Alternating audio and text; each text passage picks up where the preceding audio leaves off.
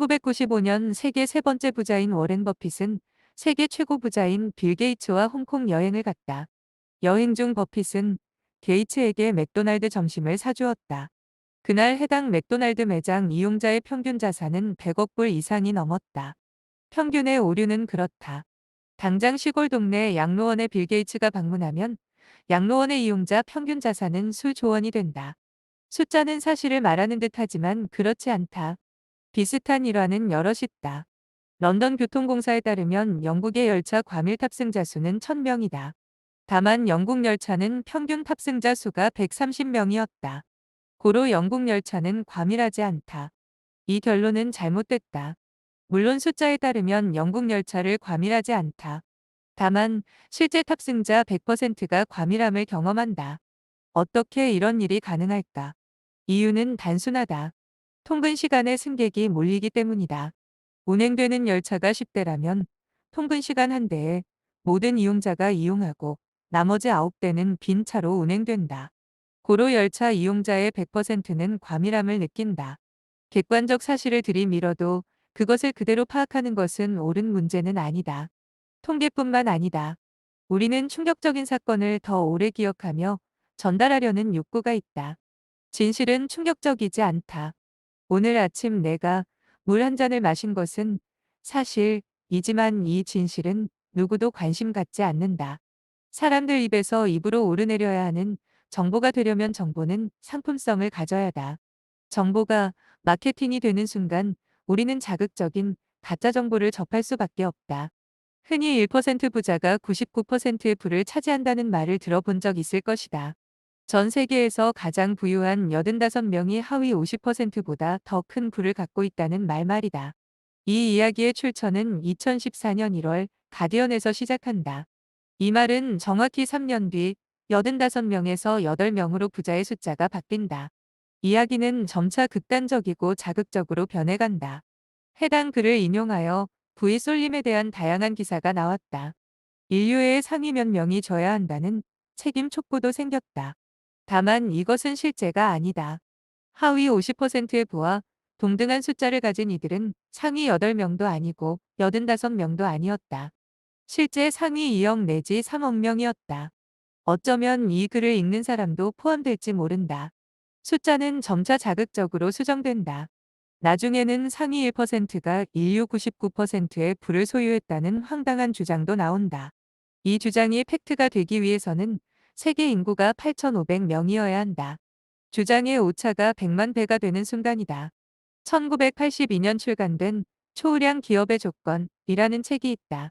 이 책은 그 시대 가장 우량한 기업 43개로 경영의 모범을 기록했다. 아이러니하게 이 기업들은 2년 내로 30%가 심각한 재정난을 겪는다. 사실상 대부분의 것들은 결과 편향적이다. 로또 1등 당첨자의 로또 당첨 확률은 100%다. 숫자는 그렇다. 다만 이것은 사실이 아니다. 결과에 도달한 이들을 토대로 조건을 분석한다면 조건의 성공 확률은 100%가 된다. 시간이 지나고 그들의 성공 조건은 결과에 따라 심각한 재정난을 겪을 조건으로 변경해도 된다. 통계 자료와 숫자는 이처럼 진실을 말하는 듯 하면서 언제나 해석의 여지를 둔다. 컴퓨터는 딱 인간의 편향만큼 왜곡한다. 인간은 믿지 못해도 컴퓨터는 믿는 요즘이다. 다만 컴퓨터 또한 거짓을 말할 때가 있다. 2016년 마이크로소프트는 야심차게 인공지능 챗봇인 테이를 공개한다. 테이는 사용자로부터 학습하도록 설계된 인공지능이다. 이 인공지능은 제2차 세계대전 당시 나치에 의한 유대인 학살이 벌어진 것은 조작된 사실이며 대량 학살을 지지한다는 발언을 했다. 인종차별주의자와 무슬림 혐오주의자들로 인해 데이터를 학습한 결과다. 구글 스피커와 더불어 대한민국 인공지능들도 비슷한 경우를 경험한다. 기술자들은 강제적으로 개입하여 정보를 필터링하도록 해야 했다. 유튜브 채널을 보면 필터버블이라는 말을 들을 수 있다. 알고리즘이 사용자에 맞는 정보를 편향되게 제공하다 보면 결국 정보의 버블에서 헤어나오지 못한다는 것이다. 실제 나이에 따라 유튜브는 다른 채널을 보여준다. 10대의 유튜브 추천 채널에는 게임 방송이 주를 이루고 20대에는 연애나 코미디, 30대는 경제 관련 채널이 주를 이룬다.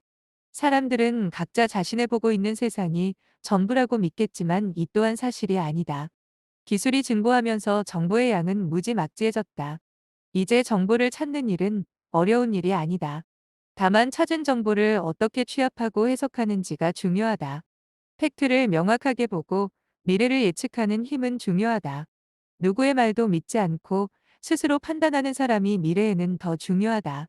누군가는 유튜브 채널이 짧게 요약해주는 정보로 세상의 흐름과 지식을 쉽고 빠르게 쌓을 수 있다고 자부한다. 다만 여기서 문제가 발생한다. 정보를 비판적으로 받아들일 수 있는 시각을 어떻게 만들 것인가의 문제다.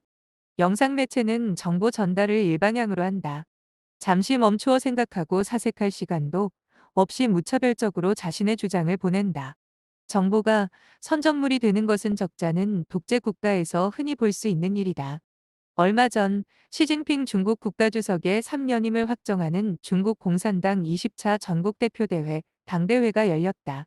희한하게 이 기간 동안 경제 통계 발표가 연이어 무기한 연기됐다. 정보를 갖고 있는 이들은 정보를 적절한 시기에 공개하기도 하고 비공개하기도 한다.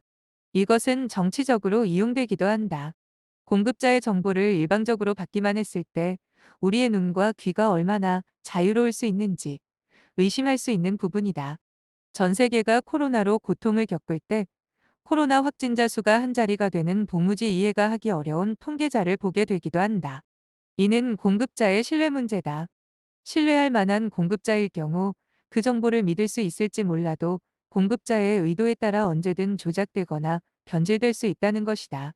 정보를 의심하고 스스로 생각하는 힘. 따지고 보자면 그 힘은 독서력에서 얻어진다. 쉽고 빠르고 짧은 정보가 무차별적으로 쏟아진다. 이 정보는 물론 꽤 좋은 방향으로 소비된다.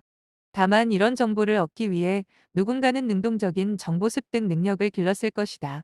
정보를 능동적으로 해석하는 이가 공급자가 되고 정보를 수동적으로 받아들이는 이는 수요자가 된다. 수요자가 수동적일수록 공급자는 능동적이게 된다. 수요 공급 이론에 따라 언제나 공급자가 수요자보다 적다. 고로 정보는 언제나 값어치를 갖는다.